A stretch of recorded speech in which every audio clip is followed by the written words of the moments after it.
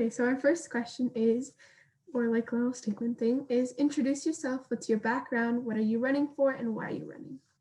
Okay, so my name is Coriddi Meza. My background, I have lived in Corona for 39 years. I moved to Corona with my family when I was 12 years old. I went to Corona Junior High School, Corona High School. I went to Riverside Community College, and I transferred to UCR, where I received a BA in public policy.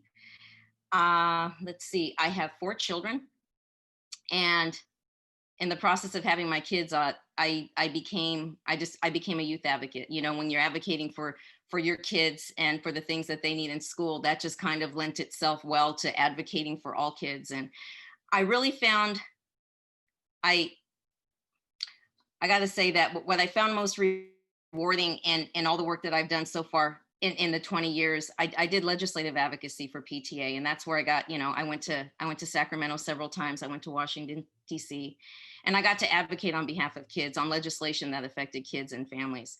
And I found that to be very rewarding. And let's see, what else have I done? Gosh, I want to say it was probably about the year 2000 when my family moved into the house that we're in right now. And a lot of new schools were opening up beyond Ontario Avenue. I mean, you probably think these schools have been here forever now, but they really haven't. In the past 20 years, I've seen Susan B. Anthony open. I've seen Franklin, Eisenhower, Citrus Hills, Santiago High School. I mean, just all these schools in South Corona beyond Ontario Avenue, they just, they started opening up because there was like this population explosion. And so I really started getting involved, and I started planning events and planning, programs for kids and families. And I enjoyed doing that. I, for the most part, over the past 20 years, I've been a stay-at-home mom. I mean, by choice. I chose to stay home and take care of my kids. But like I said, I also saw that as a way to be able to help other kids and families because I've had the time to, and I've had the ability to. Let's see. Why am I running for school board? I'm running for school board because I see a missing voice on the board. I don't see the voice of a parent. I have a lot of respect for our current school board members. I've worked with them before. But the one thing that I see missing is that none of them have kids in the school district anymore. And some of them haven't had kids in the school district in a long time. And so I feel like they don't really have a pulse on the needs of what families are right now, parents, students. And I want to be that voice. You've heard a lot about STEM. We hear a lot about science, technology, engineering, and math. But I'm an advocate for STEAM. Arts education has been missing for in fact, arts education, I can't even tell you a time when I remembered it being in school, because I grew up in the 70s. I went to school in the 70s, and during the 70s, you might have heard of Proposition 13. Proposition 13 passed in the 1970s, and that single-handedly took away a lot of money from public education. And so a lot of programs were cut. So I grew up not really seeing arts education in the curriculum. But that's actually, when you talk to people, who grew up in other states and went to school in other states, that's actually very uncommon because they have grown up with arts education from K through 12. Now, in the state of California, arts education is actually mandated in the California Education Code, but most school districts don't fund it. They say that they simply don't have the money to fund it. And what I've been looking at ways to, how can we add arts education? And by arts, I mean all of them. I mean, we're talking about dancing, we're talking about band, we're talking about theater, we're talking about fine arts. All of them are mandated by the Ed Code. And so I'm thinking, what could we do that would not put one more thing on the plates of teachers or on the plates of students? And I've learned about how there are ways where teachers can be trained to integrate art into the curriculum, so that it's not even something that's taking up extra time, because they're integrating it right into the curriculum. And so what I'd like to do is I'd like our school district to see arts education schools created, integrated arts education schools created. And I'd like to see them start with our academies, because we have 3 academies. We have Cesar Chavez, we have Home Gardens, and we also have Todd Academy. So we have 3 schools that are K through 8. And I think that would be a great place to start implementing arts education in K through 8, because those are the grades that are missing it. When you get to high school, we have that requirement for students where they either have to do it's either a year of fine art or a year of a foreign language, correct? So that's where opportunities open up for kids to take art, but they've gone K through 8 without having that experience. And some of these kids would have been so much more engaged as students in the classroom if they had had that creative outlet. And so I want to try and get that creative outlet into our classrooms. So that's something that's really important to me. Another thing that's important to me is restorative justice, educational justice. I have sat on the LCAP committee for a school district for several years. And the LCAP committee identifies how to spend supplemental grant money on our most vulnerable kids. And our most vulnerable kids are considered foster youth, low-income students, and our English language learners. So we look at what can we do to help close the achievement gap among our most vulnerable kids. And something that keeps coming up, and every year that I've done this, is that I've seen that students of color are suspended and expelled at a higher rate than any other group. So I want to explore other means of corrections for these kids. And what I've looked into is a program called Youth Court. And I actually got to attend a summit on it one time. And I've talked to the city of Corona about it. I've talked to our school district about it.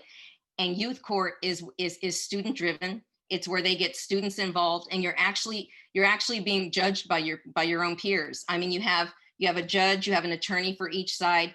And to make sure that this is handled appropriately, you actually do have people from the real profession, from the real legal profession, overseeing this to make sure that it's handled correctly and fairly. But what they do is they give these students options like writing letters of apology, community service. They have to come back and serve on jury duty, when they're trying a peer of their own. And it gets the kids more engaged in the process. And what I like about it is that it's a second chance for kids to set, to just make their record clean. Let's just start over. I don't want to see kids going into the juvenile justice system. I don't want to see kids suspended or expelled at home, because the more time that kids spend out of the classroom, we increase the chances that they will not graduate. And now what are their prospects if they don't graduate from high school? So I want to see more of an effort to keep our kids in class. And if there's a way that we can give them a second chance just to, like they say, restore justice, restorative justice on campus, I want to look at those options. So those are some of the things. Another group of kids that I advocate a lot for is our kids with special needs. We don't have enough funding coming from the federal government when it comes to our students with disabilities. And a lot of times people get frustrated with the state because they think that the state or that the district isn't doing their job. And what they don't realize is that the federal government made us a promise back in the 1970s that they would fund special education by 40%. But in fact, they don't even fund it by half of that. So I plan to make a lot of appointments, put my legislative advocacy experience into action, and just make continuous appointments with our congressman and our senator to just, and not doing it by myself, because a lone voice is very difficult. But if you get students and parents and teachers, to come to these meetings with you and just keep driving the message home that this is not right. We are not prioritizing education in this country. When you look at a budget, here's something that I learned a long time ago. When you look at a budget, whether it's a state budget, a federal budget, a school district budget, you need to understand that a budget is a reflection of priorities. And you cannot say that education is a priority in this country, in this state, or in this community if it's not reflected in your budget. So I'm sorry, I gave you a lot. Thank you for your answer. Do you recognize the need for a diverse curriculum within CNUSD, and what will you do to fight for one? For a diverse, okay. Well, I think we've started that discussion. I'm going to need some help with this. I really am. I'm going to need students, and I'm going to need parents to help me push for this, because it takes more than one voice. And so I will be that voice on the board. I do want to see a diverse curriculum in our literature, but also in our history books in high school. Like we've talked a little bit about, what I'd like to see at the elementary level. And we're talking about what I'd like to see at the high school level. At the high school level, I want kids to have the opportunity to go deeper into what actually happened here. I mean, let's talk openly about the oppressions and what that done, and how people are still suffering from those oppressions. We can't see them, they're invisible, but they're still there, and we need to talk about that openly. So I, as one person on the board, I will make that a priority.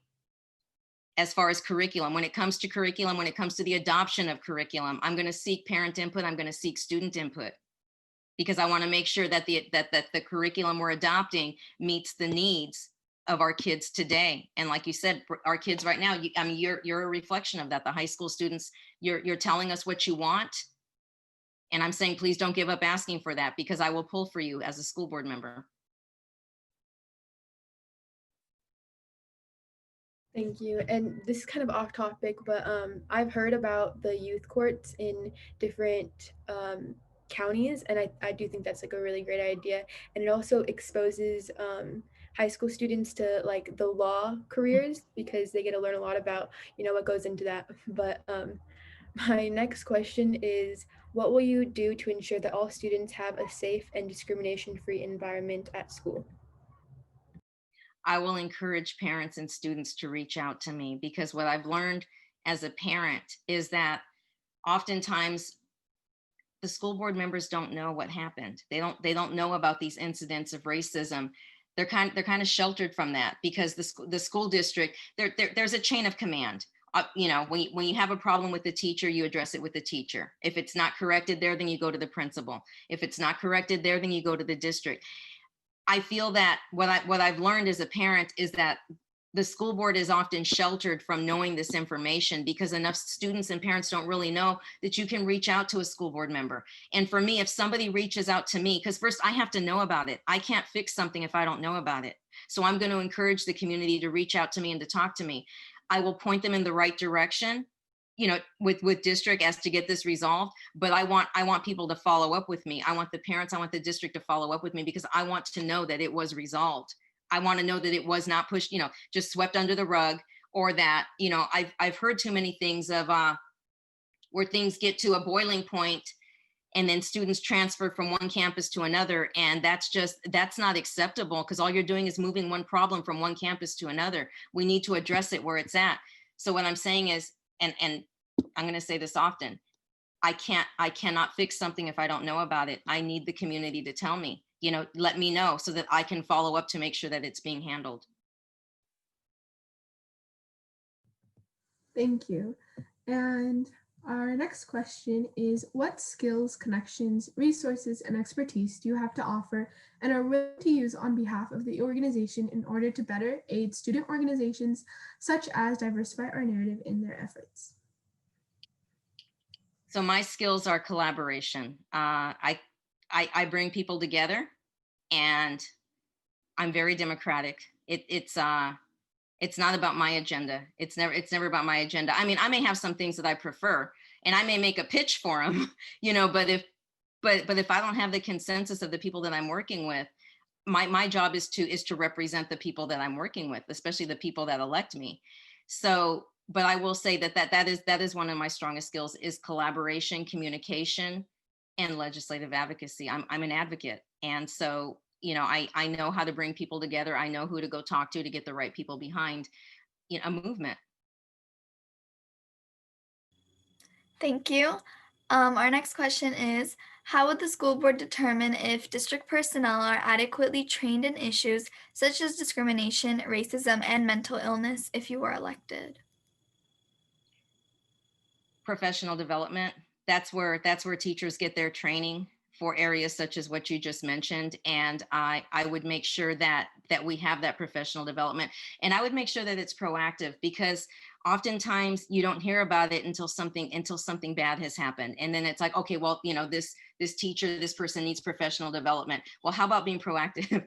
and we just start off giving it to everybody, you know, instead of waiting until something happens before we offer this training. Well, so thank you so much for allowing us to interview you. But our last question before we conclude it is there anything else you would like to mention before we end this meeting?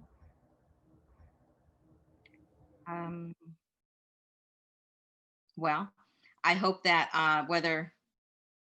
if I'm elected, I hope that you'll continue to reach out to me. And even if I'm not, I would like to, I'd like you to follow up with me on this diversify our narrative, because this, I really would like to help you guys with this. If there's anything I can do, I will.